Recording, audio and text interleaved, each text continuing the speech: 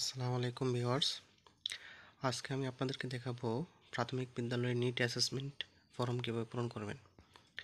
তো আপনি প্রথমেই আপনার বিভাগ পূরণ করবেন, তারপর বিভাগের পর আপনার জেলা, আপনার যে জেলা হবে সেই জেলা অনুযায়ী আপনি পূরণ করবেন।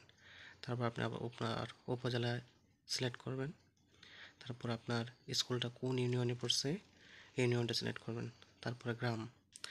আবার স্কুলে যদি সরকারি প্রাথমিক বিদ্যালয় হয় তাহলে সরকারি প্রাথমিক বিদ্যালয়, নতুন জাতীয়করণকৃত বিদ্যালয় হলে জাতীয়করণ বিদ্যালয়, পরীক্ষণ বিদ্যালয় সিলেক্ট করবেন যে কোনো একটা। বিদ্যালয়ের নাম সিলেক্ট করবেন গ্যাজেট অনুযায়ী বাংলা এবং ইংরেজিতে, এবং বিদ্যালয়ের ইএমআইসি কোড দেবেন 11 ডিজিটের, এবং বিদ্যালয়ের কোড দেবেন 6 ডিজিটের। প্রতিষ্ঠা সন দেবেন। বিদ্যালয়টির ভৌগোলিক অবস্থান সিলেক্ট করবেন, গ্রামীণ এলাকা হলে গ্রামীণ এলাকা, শহর এলাকা হলে শহর এলাকা।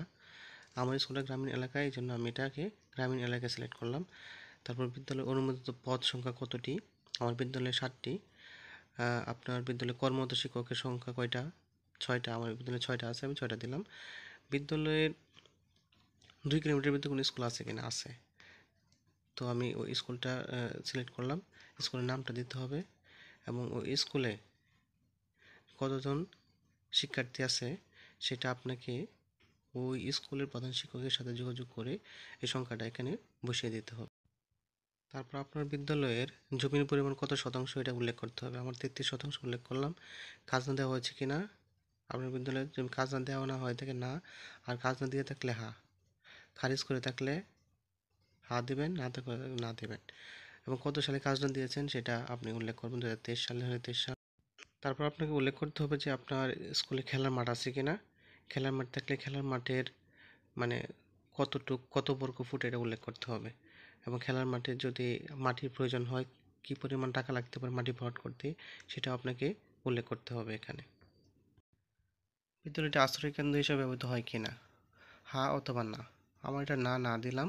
বিদ্যালয় মডেল স্কুল কি না? না। বিদ্যালয়ের শিফট সংখ্যা কত? Double shift. বিদ্যালয়ের সীমানার প্রাচীর আছে? নাই। বিদ্যালয়ের মেরামতের প্রয়োজন আছে? হ্যাঁ। কতটুকু দেয়াল মেরামত করতে হবে, সীমানার প্রাচীর এটাও নির্দিষ্ট করে দিতে হবে সংখ্যাটা। বিদ্যালয়ে গেট আছে কি না, এটা হ্যাঁ না একটা দেবেন। আমার বিদ্যালয়ে নাই, না দিলাম। বিদ্যালয়ের ভবন সংখ্যা কত? আমার বিদ্যালয়ের ভবন সংখ্যা হচ্ছে 2টা, 2 দিলাম। নির্মাণের সাল দিলাম 2005। কত তলা বিশিষ্ট? একতলা বিশিষ্ট। কত ভিত্তিপ্রস্তর কত? একতলা ভিত্তিপ্রস্তর। প্রথম ভবনের কক্ষ সংখ্যা কত? 2টা। প্রথম ভবনের বর্তমান অবস্থা কি? আমার মেরামত দিলাম। প্রথম ভবন নির্মাণের ধরন পাকা। কোন প্রকল্পের অধীনে নির্মাণ করা হয়েছিল? যে PETP 2 এর অধীনে। প্রথম ভবনের বিশেষ চাহিদা সম্পন্ন র্যাম্প আছে? আছে।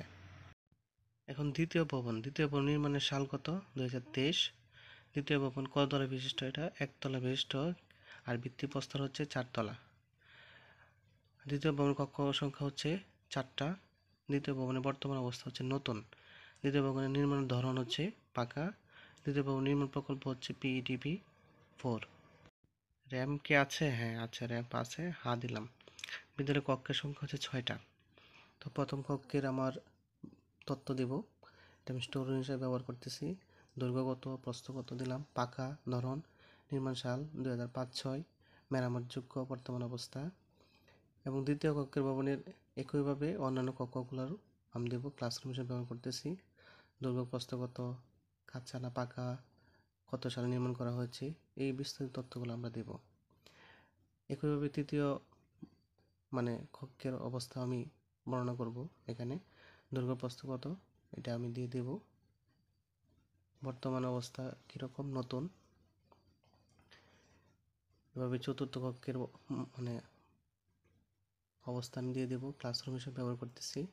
এটার দৈর্ঘ্য, প্রস্থ কত দিয়ে দিচ্ছি। এবং চতুর্থ কক্ষের নির্মাণের ধরনটা কি, এটা পাকা।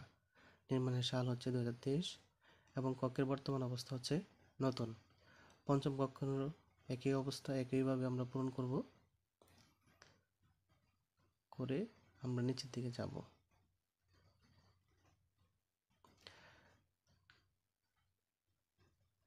পঞ্চম কক্ষটাও নতুন। ষষ্ঠ কক্ষ, এটা ক্লাসরুম হিসেবে ব্যবহার করা হচ্ছে। দৈর্ঘ্য, প্রস্থ আমরা দিয়ে দিলাম। এবং ষষ্ঠ কক্ষে নির্মাণের ধরনও পাকা।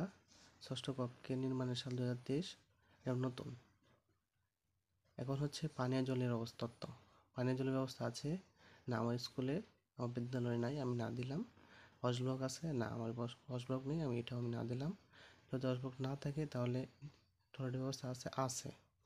আর টয়লেটের সংখ্যা কয়টা এটা দিতে হবে, আমার একটা টয়লেট আছে এটা। এখন হচ্ছে শিক্ষার্থী সংক্রান্ত তথ্য। এটা হচ্ছে 2025 সালে আপনার স্কুলের সকল শ্রেণীর শিশু থেকে পঞ্চম শ্রেণীর সকল শ্রেণীর শিক্ষার্থীর তথ্য এখানে দিতে হবে।